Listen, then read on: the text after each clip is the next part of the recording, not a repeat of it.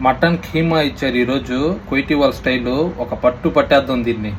ఈ mutton keema first time ఇదే నేను తిన్నాము. మా ఇంటి దగ్గర కానీ మా ఇంట్లో వాళ్ళు ఎప్పుడు చేయలేదు మటన్ కీమా. మటన్ హలీం తిన్నాను కానీ మటన్ కీమా ఇదే ఫస్ట్ టైం తిన్నాము. దాంట్లోనూ ఇది కొయిటీ వాళ్ళ స్టైలు. వాళ్ళు ఎలా చేశారో ఏమో ఒకసారి టేస్ట్ చేసి చెప్తాను చూడండి. ఈ వేడి వేడి అన్నంలో వేడి వేడిగా కీమా గానిచ్చారు, మటన్ కీమా. ఈ మటన్ కీమాలో వీళ్ళు క్యాప్సికమ్, పచ్చిమిరకాయలు, దాంతో పాటు ఉల్లగడ్డలు గానీ వేసుకున్నారు చిన్న చిన్నగా. మీకు కనిపిస్తున్నాయో లేవో, అక్కడ తెల్ల తెల్లగా ఉన్నాయి కదా, అవన్నీ ఉల్లగడ్డలే. ఇదేం విచిత్రం వంటకం, ఒకసారి టేస్ట్ చేద్దాము. కొయిటీ వాళ్ళది కదా, ఎట్టున్నా తినాల్సిందే, తప్పదు. టేస్ట్ చేసి ఎలా ఉందో చెప్తాను చూడండి. ఈ వేడి వేడి రైస్ కి, ఈ వేడి వేడి మటన్ కీమాకి ఖచ్చితంగా ఆనియన్ ఉండాలి. ఒక ఆనియన్ కట్ చేసుకున్నాను. తెలుసుగా మటన్, చికెన్, ఫిష్ ఏ తిన్నా గానీ నాకు ఆనియన్ ఉండాలి. ఆనియన్ లేకపోతే ఒక ముద్ద గాని తినను.